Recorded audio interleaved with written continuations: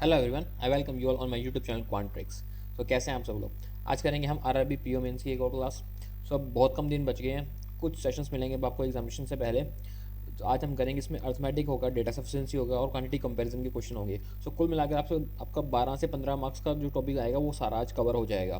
तो इस सेशंस को पूरा देखना, ये आपके एग्जामिनेशन में बहुत हेल्पफुल रहेगा। स्टार्ट करते हैं फर्स्ट से। फर्स्ट क्वेश्चन है, नंबर सीरीज का क्वेश्चन है। इसके अंदर आप देखना, सबसे पहले आप वीडियो को पॉज करके खुद से करने का ट्राई करना, फिर आप मेरा सॉल्यूशन देखना। तो स्टार्ट करते हैं आज। तो इसमें कहता है कि टू नंबर्स दे रखे हैं, 1 और 2, टू सीरीज दे रखी है। फर्स्ट है 174, 200, 300, 474 और 724 एंड 1052।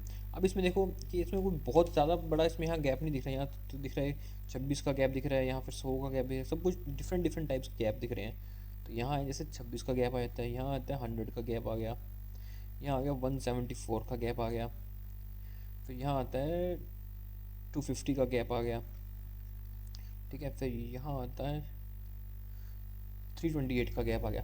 अब अगर मैं इसको देखूँ तो इसमें कुछ भी दिख नहीं रहा है एग्जैक्टली कि क्या सीरीज़ बन रही है। तो जब भी ऐसा कुछ ना दिखे तो उसमें डबल डबल गैप ट्राई करना, मतलब उसमें गैप्स का भी एक बार और दोबारा गैप निकालने का ट्राई करना कि शायद उसमें से कुछ और सोल्यूशन निकल जाए। तो अब मैं यहाँ देखूँगा तो यहाँ बनता है 74 का गैप बनता है, यहाँ पे भी बनता है 74 का गैप बन रहा है, यहाँ बन रहा है 76 का गैप बन रहा है, यहाँ बन रहा है 78 का गैप बन रहा है। अब देखो ये 74 74 76 76, यहाँ तक तो समझ आ रहा है। 74 से दो जुड़ के 76 फिर 78। अगर यहाँ 72 का गैप होता है 74 की जगह, तो हमारी सीरीज़ बनती ना सभी इंक्रीजिंग ऑर्डर में 2 के डिफरेंस पे। तो उसी तरह देखो, यानी कि ये जो 26 है ये यहाँ पर रॉन्ग है। 26 की अगर 72 होता तो यहाँ पे 26 की 28 होता, तो यानी यहाँ पे 28 होता तो ये 174 ये हमारा रॉन्ग नंबर है। तो हमें इसमें दे रखे P and Q R wrong number. So P क्या है, पी की वैल्यू आ जाएगी यहाँ से 174। और उसी तरह अगर मैं क्यू में देखूँ तो उसमें 20 से 10 बिल्कुल हाफ हो रहा है, 10 से 6 ये भी हाफ के पास जा रहा है। तो मैं इसको यहाँ देखूँ, यहाँ तो होता है 0.5, 10 का हो गया। यहाँ मैं करूँ तो यहाँ पे भी हो गया मल्टीप्लाई 0.5 प्लस का 1 हो गया, चलो मान लिया। यहाँ पे मैं देखूँ फिर 6 से हो जाता है 16 हो जाता है। तो फिर ये होता है 6 दूनी 12 कर लेते हैं यहाँ से, प्लस 4 ये बनता है। फिर मैं यहाँ से देखूँ तो 16 चौक 64, तो 64 ही आता है इसके पास। मल्टीप्लाई 4 माइनस 8 हो जाता है। तो यहाँ से कुछ समझ आता है ना, 0.5 ये 2 हो गया, 2 से 4 हो गया, 4 से मैं आगे देखूँ तो ये बनता है 8 5 4 मल्टीप्लाई 8 से कर देता हूँ अगर मैं इसको, तो फिर उसमें होता है 4। तो यहाँ सीक्वेंस बनता है, धीरे 4 प्लस का 4 माइनस का 8 प्लस का 4 एंड 2 4 8 डबल डबल हो रहे हैं। तो सेम सीक्वेंस अगर मैं यहाँ देखूँगी, जो डबल हो रहा है यहाँ होता है मल्टीप्लाई 1 होता, माइनस का 8 होता, फिर यहाँ होता मल्टीप्लाई 0.5 प्लस का 4 होता, फिर हमारी सीरीज बनती। तो यानी यही जो सीक्वेंस है ना ये होगा। इसका मतलब फर्स्ट है ये हमारा रॉन्ग है, इसका मतलब ये 10 नंबर है ये हमारा रॉन्ग नंबर है। तो हमारा क्यू यहाँ से निकल जाए, आ जाएगा 10 and this is our Q जो कि आ जाएगा 10। तो हमको ये फाइंड करना है पी एन क्यू जो कि रॉन्ग नंबर है, और उस रॉन्ग नंबर की वैल्यू फाइंड करनी थी। तो यहाँ रॉन्ग नंबर तो आ गया। अब देखते हैं क्वेश्चन में क्या पूछते हैं। फर्स्ट क्वेश्चन में कहता है कि द सीरीज गिवन बिलो, जो सीरीज थी follow the certain pattern whose first term is P. So first term जो उसका पी, और पी की वैल्यू कितनी थी 174। सो पी तो हमको यहाँ न्यू सीरीज का एक पी दे रखे हैं यहाँ पे 174, ठीक है। जो सेकंड टर्म है वो क्यू मोर देन पी, क्यू था 10। जो सेकंड टर्म है वो फर्स्ट से क्यू ज़्यादा होगा, तो सेकंड टर्म हो जाएगा यहाँ पे 184। Got it. उसके बाद हमें क्या रखा है, the difference between two consecutive term in constant. So हर दो जो हर किसी के अंदर जो आपस में जो गैप है वो कांस्टेंट गैप है, यानी जो पहले और दूसरे में गैप है वही दूसरे और तीसरे में गैप है। और अब उसके बाद ये हमें पूछ रहा है कि which term is greater than 30 Q. तो क्यू की वैल्यू थी 10, तो ग्रेटर देन 32 यानी 300। सो 300 से कौन सी सीरीज होगी। अब देखो जैसे मैं इसमें देखूँ, यहाँ था 174, यहाँ गैप आ गया 10 का, ठीक है। अब 174 में गैप आ गया 10 का। अब 174 और 130 के अंदर कितने का डिफरेंस है इसमें, इसमें है 126 का डिफरेंस है। हमें फाइंड करनी जो इससे बड़ी होगी, यानी इसको ये मान लो कि ये जो है 130 का डिफरेंस होगा, तभी वो इससे बड़ा होगा, क्योंकि 130 इसलिए क्योंकि 10 के गैप पे बन रहे हैं तो 130 ही बनेगा। इसमें 126 का गैप तो यहाँ आएगा, उससे ऊपर 130 बनेगा।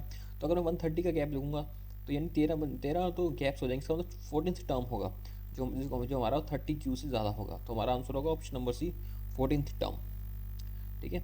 समझ आया। बहुत अच्छा क्वेश्चन था, इस तरह के क्वेश्चन आ जाते हैं एग्जामिनेशन में। सो इन क्वेश्चन को और ट्राई करना। नेक्स्ट चलते हैं, इसमें कहता है कि विच of the following is true. Same question चल रहा है, उसका सेकंड पार्ट है ये। उसमें कह रहा है कि H F of P N Q, तो 174 था 10, उसका पी एन क्यू 2, तो ये तो सही हो जाएगा 2। उसके बाद बोल रहे हैं when the correct term in series 1 is divided by the correct term in series 2 is remainder is 6। अभी तक हमारे पास रॉन्ग नंबर था, अब हम इसने हमको पूछा correct term in series 1 correct term in series 2। तो करेक्ट टर्म देखते हैं सीरीज 1 में कौन सा और 2 में कौन सा था। तो सीरीज 1 में जो रॉन्ग था वो था 174 रॉन्ग था ना। हाँ, जो सीरीज 1 में हमारे पास रॉन्ग था वो था 174 का।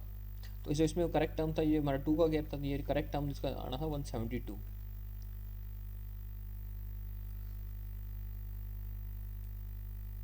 हाँ, करेक्ट टर्म था इसका 172। अब जो सीरीज 2 में था, जो हमने देखा था सीरीज 2 के अंदर था इसमें ये रॉन्ग नंबर था 10, लेकिन हमारे इसमें जो सही सीरीज बन रही थी वो था 0.5 प्लस 0.5 इन 10 प्लस 4 14। तो सीरीज 2 का करेक्ट नंबर था 14। अरे ये क्या हो रहा है, क्यों लिख रहा हूँ, उसका था 14। अब हमें उसका पूछा रिमाइंडर क्या होगा, तो 172 को 14 से डिवाइड करें तो उसका रिमाइंडर क्या क्या बचेगा। तो इसको करते हैं 14 28 32, रिमाइंडर तो बचते 4, और वहाँ था रिमाइंडर 6 इतना। हाँ, वहाँ था रिमाइंडर 6, तो सेकंड हमारा रॉन्ग हो जाएगा। So only 1 is our right answer, option number A only 1 is right answer. समझ आया? अच्छा क्वेश्चन था, इस तरह के क्वेश्चन आते हैं, और ऐसे क्वेश्चन में हमेशा 2 क्वेश्चन ही मिलेंगे आपको, 1 क्वेश्चन वाला नहीं मिलेगा। तो इसको ट्राई करना है एग्जामिनेशन में, और ये हो जाता है। चलते हैं नेक्स्ट क्वेश्चन पे। नेक्स्ट क्वेश्चन है डेटा सफिशिएंसी का क्वेश्चन है। डेटा सफिशिएंसी आपको 4 से 5 क्वेश्चन वहाँ मिलेगी, ज़रूर मिलती है, हर मेंस एग्जामिनेशन में मिलती है, वहाँ R B P O mains में भी आपको ज़रूर मिलेगी। तो इस क्वेश्चन को खुद से करने का ट्राई करो, वीडियो को पॉज करिए, एंड फिर देखते हैं। इसमें फर्स्ट में कहता है कि P N Q started a business with initial investment Z and 3Z। After 1 year R and S joined such that initial investment 10,000 more than P, while the initial investment of S is Y.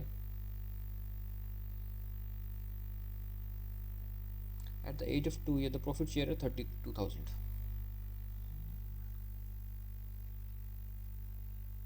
So दो business जिन्होंने start किया P N Q, P है Z and Q है 3Z।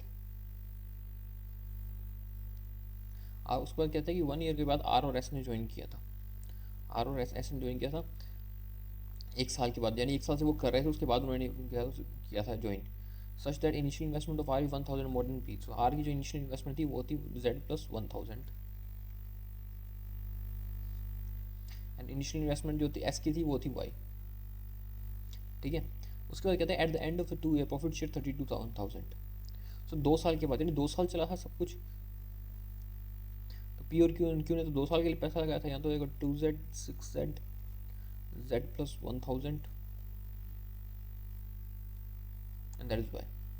और total profit दे रखे हैं 32,000। Find करने which of the following statements are required to find the profit share in P. So P के प्रॉफिट शेयर के लिए हमें किस स्टेटमेंट की ज़रूरत है। फर्स्ट के अंदर तो हमको ये दे रखे हैं कि प्रॉफिट शेयर ऑफ एस जो है वो थ्राइस ऑफ आर है। प्रॉफिट शेयर एस है, यानी जो वाई की वैल्यू है वो थ्राइस ऑफ आर है, जेड प्लस 1000। फर्स्ट तो हमारी स्टेटमेंट तो ये कहती है, एंड सेकंड स्टेटमेंट हमें कहती है कि profit share of P and Q together is twice of S. P and Q का जो टुगेदर प्रॉफिट शेयर है जो कि 8Z है, ये ट्वाइस है एस के, एस है वाई।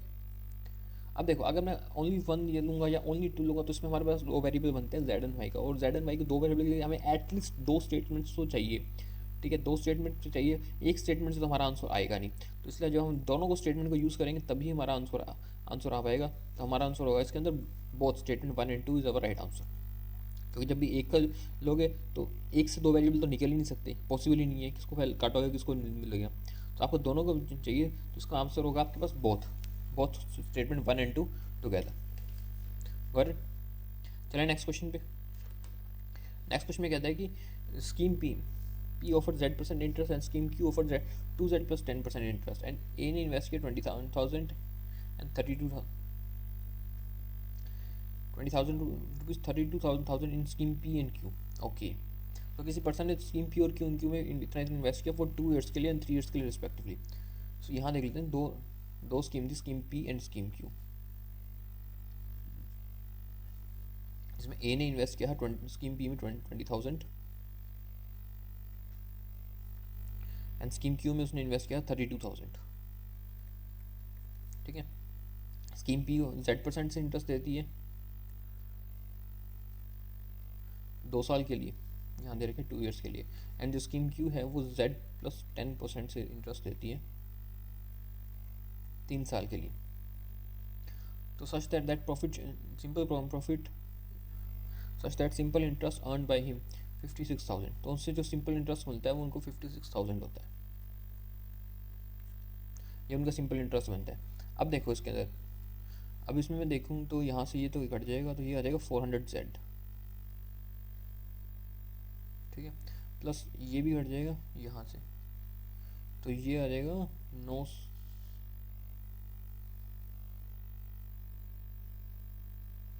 960 Z प्लस 9600 हो जाएगा, प्लस 9600, यहाँ एक 0 ज़्यादा लगा दी यार, शिट, यहाँ आ जाएगा 9600 इज इक्वल टू 56,000। ये इक्वेशन बैठेगी इसके अंदर, Z क्या 2Z थी, Z+2Z, ओके ओके ओके, यहाँ 2Z है, सॉरी ये Z नहीं है, ये 2Z है यहाँ पे, तो 2Z हो जाएगा, तो फिर ये भी डबल हो जाएगा ना यहाँ पे, 960 नहीं आएगा, ये यहाँ आ जाएगा 1920Z आ जाएगा, मैंने Z+10 कर दिया। तो इसको आगे करते हैं, तो ये हो जाएगा अपने पास 2320Z, और ये लेस हो जाएगा इसमें से 4640/2320, तो Z तो आ जाएगा यहाँ से अपने पास 20, Z की वैल्यू आ जाएगी 20। उसके बाद हमको ये कहता है कि be invested ₹M in scheme P which is 2y more than money invested in scheme A in same charges. तो अब बी ने इन्वेस्ट किया स्कीम P के अंदर, ठीक है, जो बी ने इन्वेस्ट किया स्कीम P में, जो कि 2y more than that of money invested by A। तो ए ने कितने इन्वेस्ट किया है 20,000, तो जो बी ने इन्वेस्ट किया वो है 20,000 प्लस 2y, ये मनी इन्वेस्ट किया उसने बी ने फॉर सेम चार्जेस, उसके चार्जेस से Z% यानी 20% से चार्ज किए, 2 ईयर्स के लिए चार्ज किए। ठीक है, अब उसने अच्छा ये कंपाउंड किया, इसमें कंपाउंड इंटरेस्ट के लिए 17,600, तो ये इसने कंपाउंड इंटरेस्ट के लिए किया, जो कंपाउंड इंटरेस्ट के लिए करते हैं 20% से 2 साल के लिए, तो वो कितना हो जाएगा, वो हो जाएगा 44% का, और ये आ जाएगा हमारा 17,600 इंटरेस्ट का आ जाएगा। अब देखते हैं कि इसमें हमको वाई की वैल्यू फाइंड करनी है, किसने कितने एक्स्ट्रा इन्वेस्ट किया, तो इसको काट लेते हैं 11 से 4, 11 से, तो ये हो जाएगा 4 चौक 16,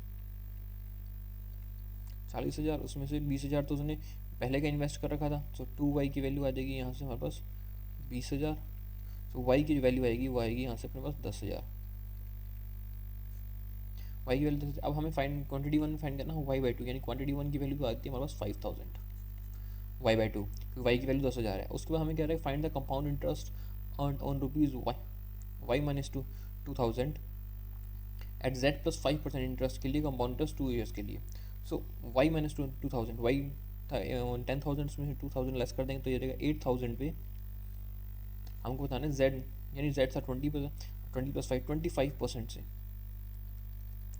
2 ईयर्स के लिए कंपाउंड इंटरेस्ट निकालना है। तो इसका जो एक्चुअल कंपाउंड इंटरेस्ट निकलेगा 25% का 2 साल से, तो वो निकलेगा 25,625 56.25 का 8,000 से 2 साल के लिए 8,000 से निकालना है इसका हमें, तो ये निकल जाएगा हमारा 45,000।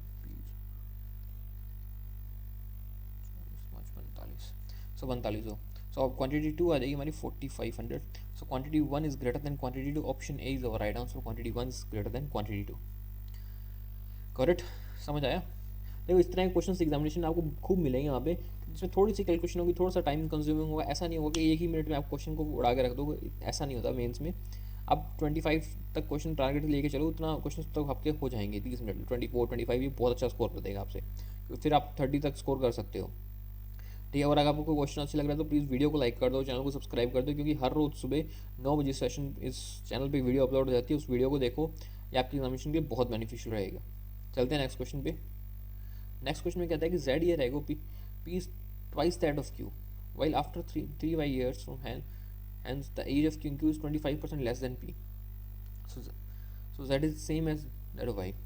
ये कहता है कि z ईयर पहले p की एज जो थी वो ट्वाइस थी q से।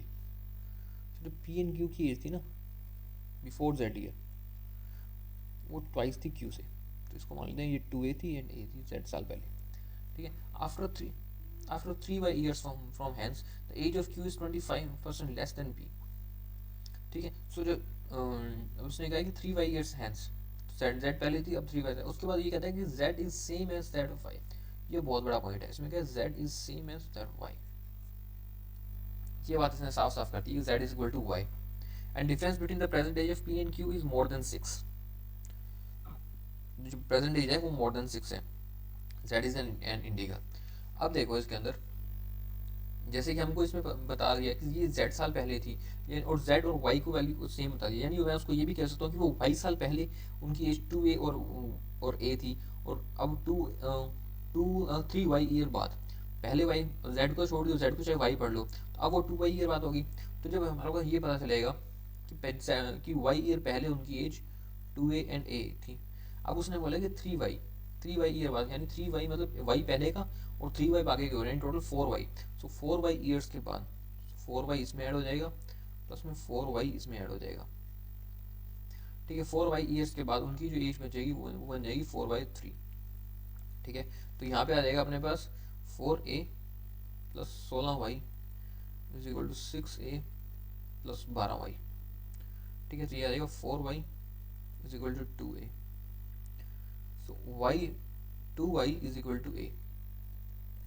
ये यहाँ से हमारे पास निकल के आएगा 2y is equal to a। ठीक है। अब उसके बाद उसने क्या उसने पूछा find the maximum possible age of q after 3y years if z is a single digit number. ठीक है। तो अब मैं इसमें ये देखूँ, अगर 2y a है, पहले तो मैं ये देखो उसमें डिफरेंस था j का, और y ईयर पहले, यानी मैं यहाँ देखूँ, यहाँ लिख देता हूँ p एंड q की। y ईयर पहले जो उनकी एज थी 2a एंड a, अब 2a बन जाएगा क्योंकि इस a की वैल्यू में रख दें तो ये बन जाएगा 4y एंड ये बन जाएगा 2y।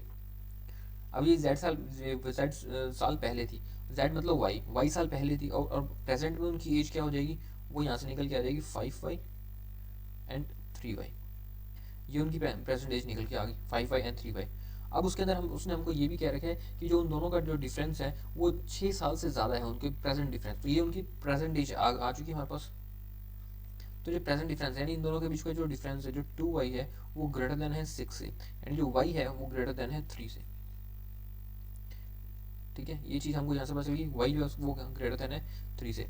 अब देखो उसके अंदर हम उसको देखते हैं। अब देखते हैं स्टेटमेंट नंबर क्वांटिटी 1 में find the maximum possible age of q after 3y years if z is a single digit number. देखो इसमें हमें क्या है कि y is a single digit number, और हमें फाइंड करना है maximum age of y। z is single digit और z और y सेम है, z और y के हमको वो बता रखे हैं z is equal to y। तो जो y का उनकी एज जो है, जो y का जो नंबर है वो सिंगल डिजिट नंबर है, और हमको मैक्सिमम फाइंड करना है एज। अब इस एज को मैक्सिमम करने के लिए सिंगल डिजिट मैक्सिमम नंबर कितना होता है, 9 होता है। ठीक है। और प्रेजेंट एज कितनी है क्योंकि 3y है, तो y को मैं 9 मान सकता हूँ क्योंकि सिंगल डिजिट मैक्सिमम नंबर 9 होता है। तो ये हो जाएगा 27 क्यू की एज। और अभी हमें क्या गया आफ्टर 3y ईयर्स, यानी उसके 3y ईयर्स के बाद उसकी मैक्सिमम एज क्या होगी। तो 3y भी क्या हो जाएगा 9 27, तो उसकी हो जाएगी 54। ये बन के आ जाएगा हमारा क्वांटिटी 1 यहाँ से निकल के आ जाएगा हमारा 54। उसके बाद हमें क्या गया कहा गया, उसको कहा गया कि age of q is m% less than the age of p। ठीक है। जो q की एज है वो m% less than the age of p है। Find the value of 1.25 m। q की एज m से m% लेस है। अब q की जो एज है वो m से कितने परसेंट लेस है, q की एज है 3y और m की एज है 5y। तो उसमें डिफरेंस कितना है इसका, तो उसके अंदर यहाँ पे देखते हैं इसका डिफरेंस है अपने पास 2y। ठीक है। q की age p m% less than the age of p। हाँ तो p से डिफरेंस है ना, p से डिफरेंस है p 5y का, तो मल्टीप्लाई आ जाएगा यहाँ से 100। तो तो ये आ जाएगा 40% लेस है, तो एम की वैल्यू आ जाएगी यहाँ से, यानी कि हमारे पास 40%, एम की वैल्यू आ जाएगी 40%। अब हमें क्या पूछा 1.25 एम, तो जब एम की वैल्यू 40% तो 1.25 एम कितना हो जाएगा 50 हो जाएगा, सो क्वांटिटी 2 की वैल्यू आ जाएगी यहाँ से हमारे पास 50, तो quantity 1 is greater than quantity 2। Got it? बहुत अच्छा क्वेश्चन था, बिल्कुल ऐसा क्वेश्चन था जो आरआरबी पीओ मेंस में आ सकता है, और आपको ऐसे क्वेश्चंस करने भी चाहिए, जितना हो सके ज़्यादा से ज़्यादा करें क्वेश्चंस को, मज़ा आएगा करके। चलते हैं नेक्स्ट क्वेश्चन पे। नेक्स्ट में कहता है कि average age of 12 students in a group is Z. If new member P joined the group, average age of group is increased by 4-5 years. If another person Q joined the group, the average age of group is Y year less than the exactly after P joined. Okay. So ये कह रहा है कि 12 person थे किसी group में, उनके जो एवरेज एज था वो था Z, 12 Z टोटल हो गया ये उनका। अब उसने वो कहता है कि if new member P joined the group, the average age of a group is increased by 4 by। अब एक नया मेंबर है उसमें ऐड होता है P, तो टोटल कितने हो गए 13, तो जो उनका एवरेज ग्रुप होता है वो इंक्रीज हो जाता है 4 ईयर से, तो Z प्लस 4 ये उसका न्यू एवरेज बन जाएगा। If another member Q join the group, the average age of group is Y less than exactly after P join। अब एक और मेंबर उसमें ऐड हो जाता है Q, तो ये होता है टोटल 14 होता है। अब जो एवरेज ग्रुप बनता है वो Y ईयर लेस देन होता है जो P के बाद हुए थे, तो ये बन जाता है ग्रुप का average age Z plus 3 by। ठीक है। The age of R new student, जो एक R है जो न्यू स्टूडेंट है, is 2Y year less than the age of P। R की एज है वो P से 2Y ईयर लेस है, and age of Q is 1/3 of R।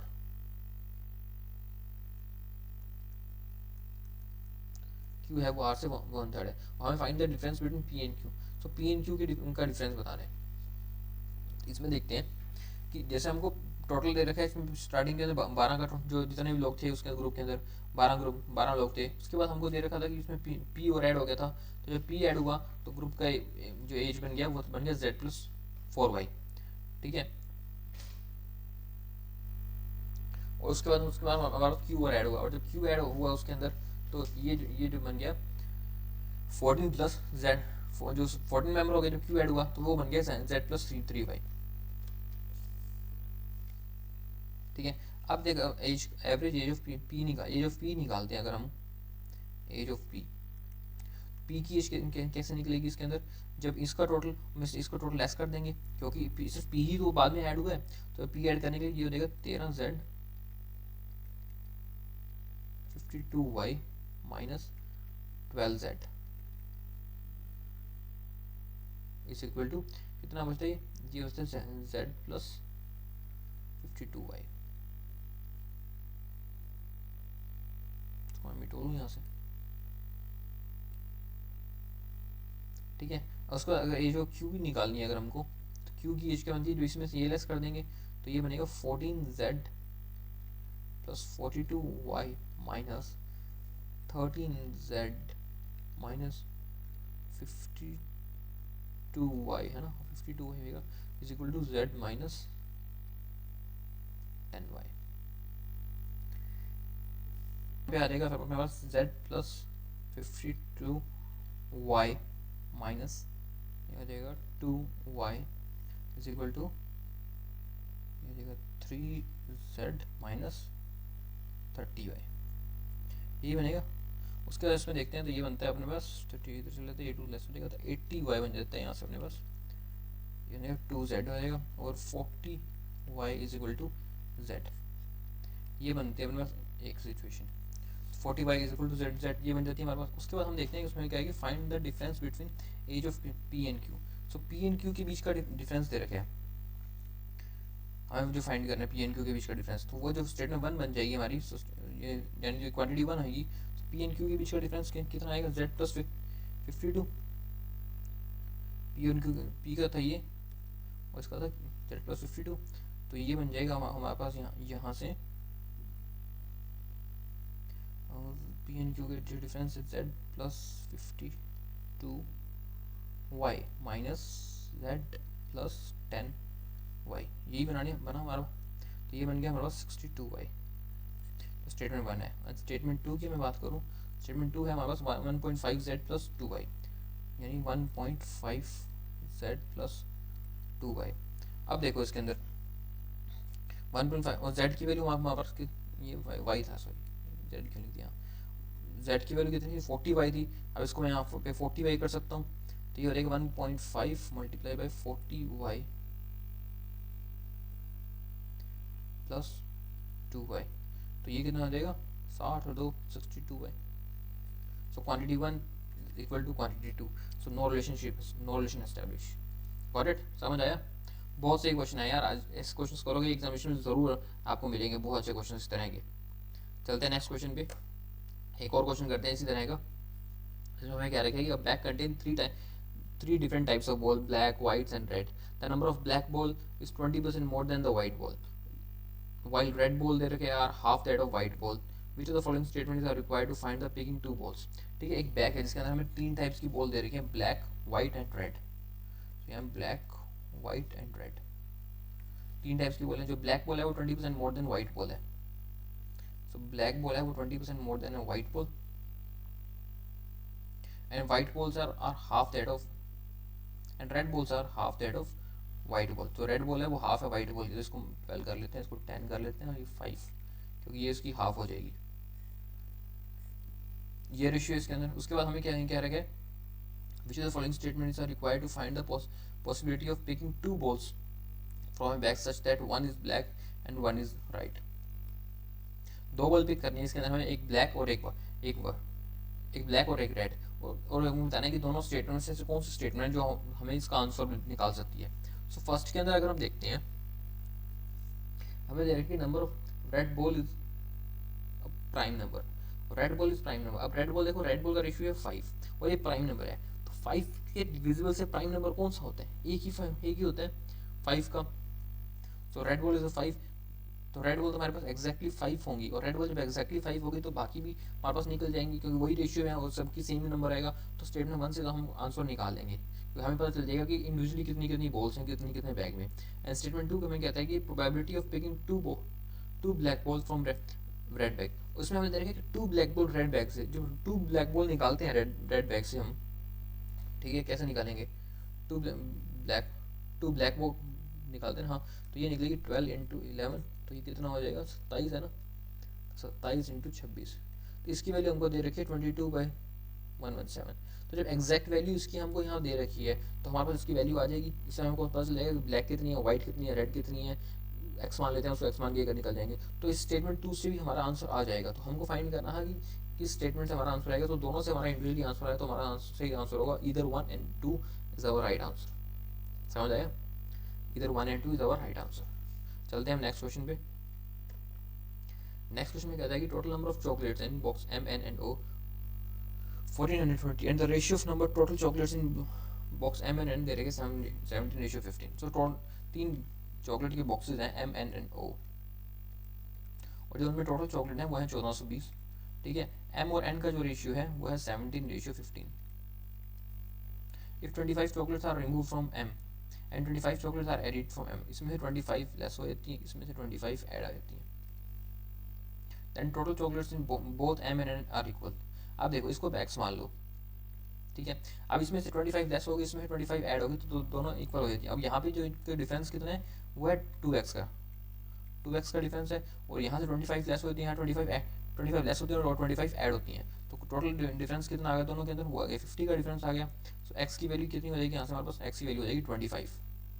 Got it, x की वैल्यू यहाँ से हमारे पास 25 नहीं, 25 तो x की वैल्यू निकल जाएगी, तो हमारे पास m एंड n की वैल्यू भी निकल जाएगी हमसे, ये भी निकाल लेते हैं। ये होता है 15, 75, 30, 37, ये तो आ जाएगा n, और m हो जाएगा 85, 34 और 2 42। m भी आ गई, n आ गया, तो यहाँ से o की वैल्यू भी निकल जाएगी हमारे पास, जो इनको जोड़ के कर देंगे ऐड, तो ये हो जाएगा 4 3 7 और 800, तो ये हो जाएगा 620। यहाँ से o की वैल्यू और हमें फाइंड करना है, find value of chocolate O 620 is our right answer. ये तो सिंपल था, इसमें सिर्फ o की वैल्यू फाइंड करनी थी। देखो इसमें इक्वेशन बनाने की जरूरत नहीं, सीधा यहाँ पे आपको डिफरेंस दिख रहा है, उसी डिफरेंस से आप x की वैल्यू फाइंड कर सकते हो और उससे टोटल वैल्यू मिल जाती है आपको। करेक्ट, चलते हैं नेक्स्ट क्वेश्चन पे। नेक्स्ट क्वेश्चन में कहता है कि टोटल नंबर ऑफ चॉकलेट, ये तो दोबारा आ गया ना, bag contain k red bulls and 32 black balls and 2k plus 4 white balls. Probability of selecting a red ball randomly from bag is 1/5. देखो इसमें red white and red black and white है ना, red black and white तीन type की balls हैं, तीन colours की ball है। जो जो रेड बॉल है वो है की, एंड जो ब्लैक बॉल है वो है 32, ठीक है। और जो व्हाइट बॉल की दे रखी है वो हमको दे रखी है 2k प्लस 4। और हमें इसमें क्या है कि एक रेड बॉल सेलेक्ट करते हैं अगर इसमें, तो रेड बॉल कितनी हो जाएंगी, की है हमारे पास, एक रेड बॉल सेलेक्ट करते हैं तो हो जाएगा k अपॉन 3k प्लस 36, ठीक है। सो जो इसकी प्रोबेबिलिटी हमको दे रखी है वो दे रखी है 1/5, ठीक है। तो हमको फाइंड करना है final probability of selecting one white ball. One white ball find करने के लिए हमको एक तो टोटल पता होना चाहिए और एक हमको के की वैल्यू पता होना चाहिए, तभी हम वाइट बॉल फाइंड करेंगे। तो जो यहाँ से वैल्यू निकल के आती है ये आती है 5k 3k प्लस 36। सो के की वैल्यू निकल के आ जाएगी यहाँ से हमारे पास 18। जब के की वैल्यू 18 निकल के आ जाएगी तो हमको पता चल जाएगा कि जो रेड बॉल है वो है 18, ब्लू बॉल तो हमको पता ही थी, ब्लैक बॉल तो हमको बताइए 32 है, और जो व्हाइट बॉल है वो यहाँ से हो जाएंगे 40। अब हमको प्रोबेबिलिटी फाइंड करनी है किसकी, व्हाइट बॉल की। तो व्हाइट बॉल की प्रोबेबिलिटी क्या हो जाएगी 40 अपॉन 90, सो ये आ जाएगी 4/9 and option number 4 is our right answer 4/9। समझ आया? सिर्फ प्रोबेबिलिटी का कॉन्सेप्ट अगर आपको पता हो तो आपको ऐसा क्वेश्चन बहुत इजीली निकाल सकते हो, उसमें ज़्यादा कुछ भी नहीं करना था। तब चलते हैं नेक्स्ट क्वेश्चन पे। नेक्स्ट क्वेश्चन में कहते हैं कि a survey is conducted among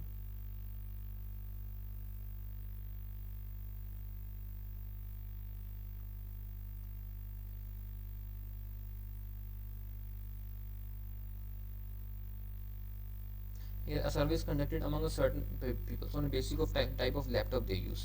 Each of them uses Acer laptop and or HP laptop or both laptop. Find the number of people who uses Acer laptop. ठीक है। सो ये question भी एक डेटा सफिशिएंसी का क्वेश्चन है। तो इस question में हमको एक सिचुएशन दे रखी है कि इसमें एक सर्वे होता है दो लैपटॉप वालों के बीच में, एक एसर और एचपी, और कुछ पर्सन है जो उनको दोनों पसंद है। तो उसके बारे में हमें डेटा बताना है कि कौन से आंसर आता है स्टेटमेंट 1 से और स्टेटमेंट 2 से। तो दो टाइप्स के लैपटॉप हैं यहाँ पे हमारे पास, एसर का और एचपी का, और ये हो जाएगा एचपी, ठीक है।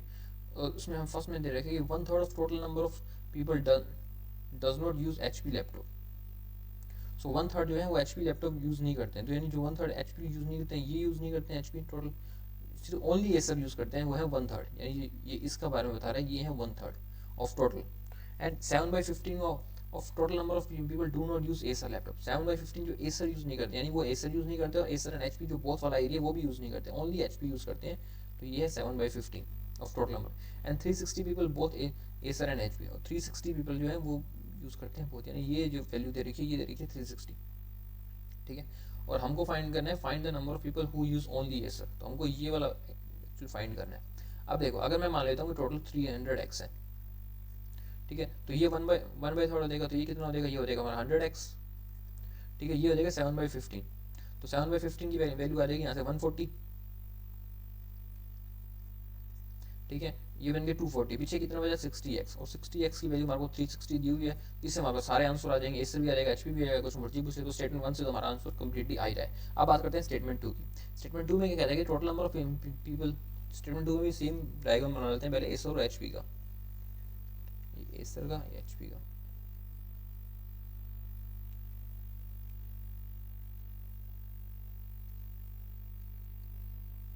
इसमें कहता है कि total number of people among which the survey was done by 1800, यानी टोटल 1800 पर्सन थे जो इसमें यहाँ पे हमारा टोटल दे रखा है।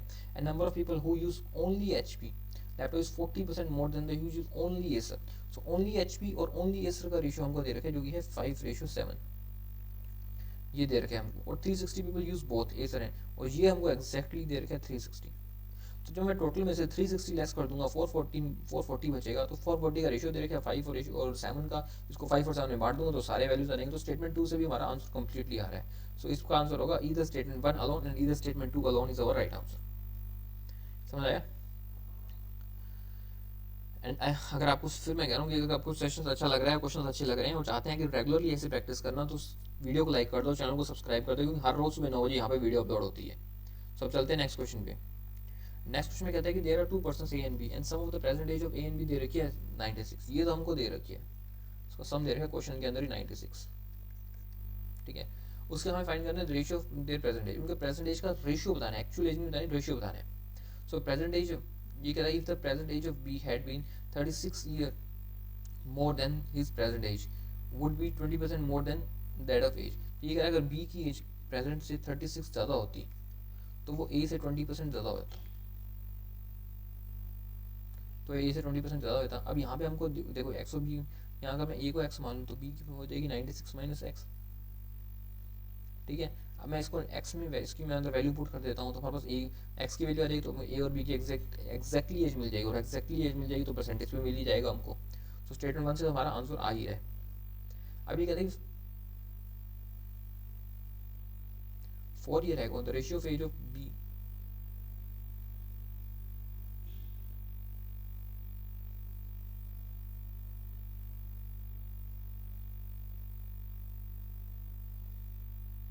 फोर ईयर है the ratio of age of B to that of A. तो 4 साल पहले उनकी एज का रेशियो कितना, अब देखो इसी में इसी को कंटिन्यू करता हूँ आगे।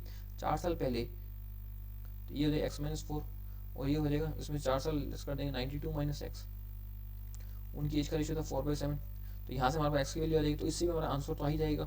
तो हमको आंसर ही तो फाइंड करना है, तो इसमें ये आ जाएगा इधर स्टेटमेंट 1 अलोन इधर statement 2 alone is our right answer. Okay, चलिए नेक्स्ट क्वेश्चन पे।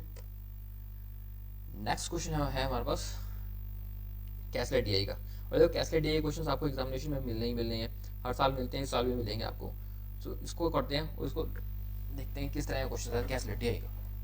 तो इसके अंदर हमें दे रखा है कैसलेट डीआई में टोटल क्वांटिटी ऑफ फ्रूट दे रखे हैं हमें, lychee, peach and apricot, and produce of 3 different months, March, April and May. The ratio of quantity of lychee, peach and apricot produce in April दे रखे। अप्रैल बस एक टेबल बना लेते हैं ना, कौन कौन से बनके, मार्च, April and May, March, April and मई।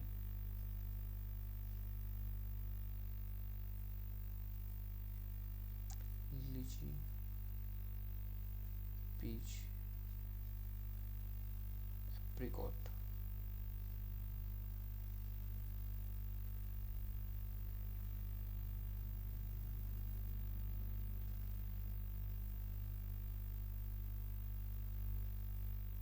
ठीक है। उसका क्वांटिटी दे रखी है रेशियो की 3:5:2 रिस्पेक्टिवली। अप्रैल मंथ की दे रखी है हमें तीनों की वैल्यू देखी, तो उसको मैं मान लेता हूँ 3x, ये हो जाएगा 5x और ये हो जाएगा 2x। ये रेशियो हमको दे रखा है। उसका हमें दे रखा है difference between the quantity of peach and apricot produce in April.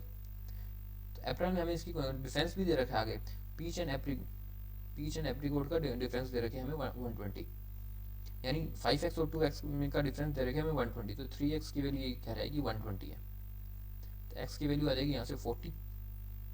तो यहाँ से हमको ये तो नंबर पर चल ही जाएंगे, जो x की वैल्यू 40 है तो ये देगा 4 और ये देगा 120, ठीक है।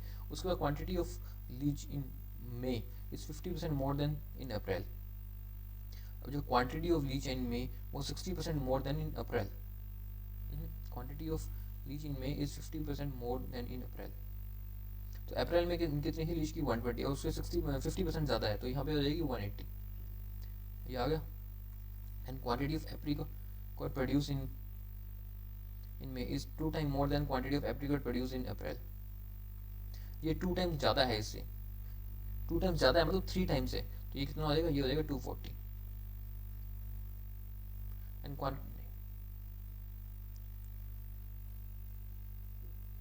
Quantity of peach produced in May is 60% of total quantity of food produced in that month।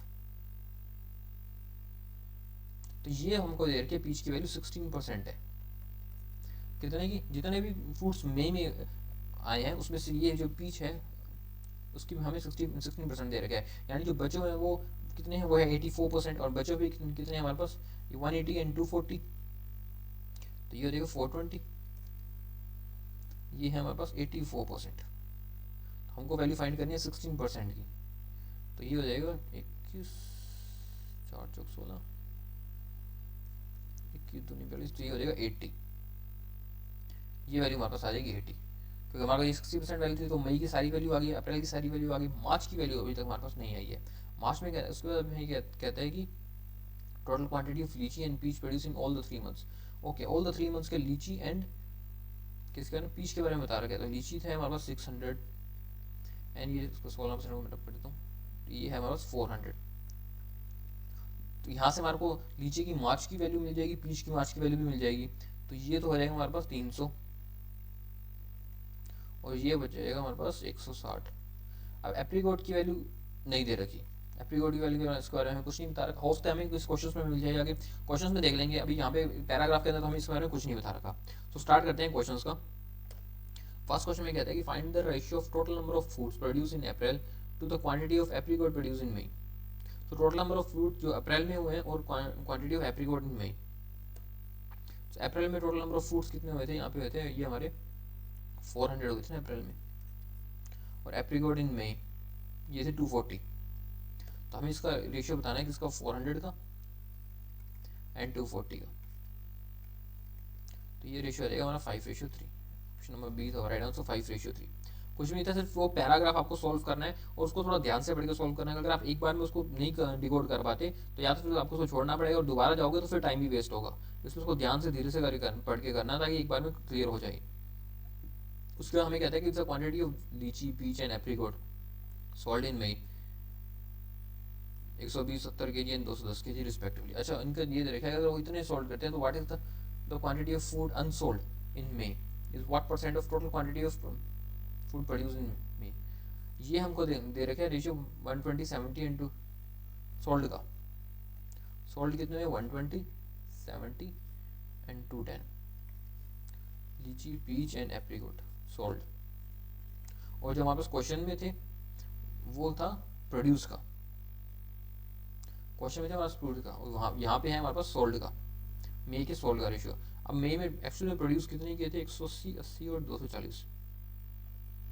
तो मई में प्रोड्यूस किए थे 180 80 एंड 240 ये प्रोड्यूस किए थे। और हमें बताना है क्वांटिटी ऑफ अनसोल्ड। तो अनसोल्ड कितने में, जो इतने प्रोड्यूस किए थे उसमें से सोल्ड लेस कर देंगे तो बचेंगे अनसोल्ड। तो कितने बचेंगे इसमें से अनसोल्ड, इसमें से बचेगा हमारे पास 60 यहाँ बच गए, 10 यहाँ बच गए और 30 यहाँ बच गए हमारे पास। ठीक है, तो ये 100 तो ये अनसोल्ड बच गए। और हमको बताना है कि in May what percent of total quantity of food produce in May, the quantity of food unsold in May is what percent of total quantity of food. तो ओके, सो अनसोल्ड थे 100 and total quantity of food produce कितने के थे इसके अंदर, ये थे 180 800, ये थे हमारे पास 0 और 16 4 20 2 तो 4 1 5 500 16। तो ये था हमारे पास 20%। This is the right answer, option number 3 20%। समझ आया। हमें प्रोड्यूस दे रखे थे और सोल्ड का बता रखे थे, और हमें बताना था कि परसेंटेज बताना था कि अनसोल्ड कितने हुए, कितने परसेंट अनसोल्ड हुए प्रोड्यूस के कंपैरिजन, तो वो हमने बताया। अब चलते हैं नेक्स्ट क्वेश्चन पे। नेक्स्ट क्वेश्चन में कहता है कि a person save 40% of his total income and spend the rest amount. Out of the total expenditure he spend only three items. ठीक है, rent electricity and food. Sum of the expenditure on rent and food are equal the expenditure of electricity. Okay, ये भी दे रखे हैं। The ratio of expenditure on rent and food दे रखे हैं इसका 2:3 and difference between amount spend on rent and food 3000। ठीक है, अब यहाँ कुछ पर्सन है इसके अंदर ये बता रखे हैं कि हमें 40% अमाउंट जो वो अपने सेव कर लेता है। तो ये 40y ये अमाउंट तो सेव कर लेता है, तो पीछे जो 60y अमाउंट है ये उसका ये सेव है, ये उसका एक्सपेंडिचर है। ठीक है, आउट ऑफ दिस एक्सपेंडिचर ये कहता है कि वो 3 टाइम्स क्या है, rent electricity and food, rent electricity and food. ठीक है, 3 टाइप्स के आइटम पे स्पेंड करता है वो। And sum of the expenditure on and rent and food is equal to the expenditure on electricity. तो रेंट एंड फूड भी जो इतना एक्सपेंडिचर करता है ना, और इलेक्ट्रिसिटी भी जो एक्सपेंडिचर करता है वो बराबर है, यानी rent plus food is equal to expenditure, ये कह रहा है। ठीक है, उसके बाद कहता है कि ratio of his expenditure on rent and food. Rent and food का भी एक्सपेंडिचर दे रखा है उसने, ये मान लेते हैं 2x और इसको मान लेते हैं रेंट एंड फूड का 3x। अब जो रेंट एंड फूड जो एक्सपेंडिचर कर रहा है और जो इलेक्ट्रिसिटी भी कर रहा है वो इक्वल, तो ये हो जाएगा अपना 5x क्योंकि इक्वल है। And difference between the amount spend on rent and food, rent and food का डिफरेंस भी दे रखे हैं हमें 3000, यानी x की वैल्यू यहाँ से हमको दे रखी है 3000। तो इसे हम एक्चुअल वैल्यू निकाल देंगे, रेंट इलेक्ट्रिसिटी और रेंट, तो रेंट निकल जाएगा 6000 और इलेक्ट्रिसिटी पे निकल जाएगा 15000 एंड फूड पे आ जाएगा 9000। ठीक है। और अब हमारे को वाई की वैल्यू मिल जाएगी क्योंकि ये सारा 60 है, तो ये टोटल कितने 15 और 9 24 और 6 30,000। तो 60 वाई की वैल्यू है हमारे पास 30,000। सो वाई की वैल्यू यहाँ से निकल के आ जाएगी हमारे पास 500। तो वाई की वैल्यू निकल। अब हमें बात करते हैं क्वांटिटी वन की। तो क्वांटिटी वन में हमें क्या रखे कि find the value of 10 R if out of his total saving he spent 70% in a scheme। तो टोटल सेविंग है 40, तो 40 वाई है ना, तो 40 इंटू 500 हो जाएगा सेविंग का, तो ये आ जाएगी 20,000। अब इसमें कहता है कि out of his total saving he spend 75% in A scheme which of 75% वो एक स्कीम पे इन्वेस्ट करता है, 75% हो जाएगा इसका 15,000 सेविंग का, ठीक है। Which offer simple interest 4% per annum and received interest 5400 after R years, जो उसको 4R से रेट ऑफ इंटरेस्ट पे देती है R years के लिए, और इंटरेस्ट मिलता है उसको 5400। और हमको फाइंड द वैल्यू फाइंड करनी है 10R की, 10R की वैल्यू फाइंड करनी है। तो हम इसको यहीं से काट लेते हैं, कितने से निकलता है ये हो जाएगा R² इज इक्वल टू 5400 में 150 मल्टीप्लाई 4,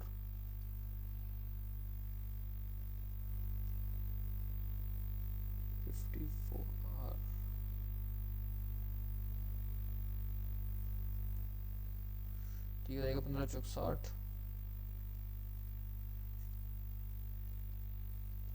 6 नीम 54। तो आर की वैल्यू हो जाएगी 3, आर की वैल्यू 3 और हमको फाइंड करना है 10 आर। तो 10 आर की वैल्यू हो जाएगी 30। This is our quantity 1 30। और उसके बाद हमको फाइंड करना है हमको find the value of 3p if p is 25p is equal to 100, ठीक है। 3p की वैल्यू फाइंड करनी है if p percent of 25p, तो 25p का p परसेंट इज 25, ये दे रखे हमें। और p की वैल्यू फाइंड करनी है तो 25 से 25 कट जाएगा, सो p आ जाएगा 100 की अंडर रूट, तो p आ जाएगा अपना 10। सो p की वैल्यू यहाँ से आ जाएगी हमारे पास 10। So quantity 1 is greater than quantity 2. Quantity 1 30 and quantity 2 is 10. So quantity 1 is greater than quantity 2.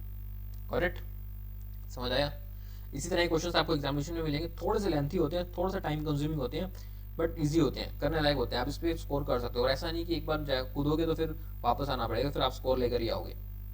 Next question में कहता है कि there are two inlet pipe A and B and outlet pipe C started to fill a tanks in such a way that pipe A and B together can fill tank in 36/5 minutes and C alone can fill a tank in 30 minutes. So A and B है, ये किसी tank को 36/5 minute में fill करते हैं, और उसको C alone उस टैंक को एम्प्टी करता है 30 मिनट में।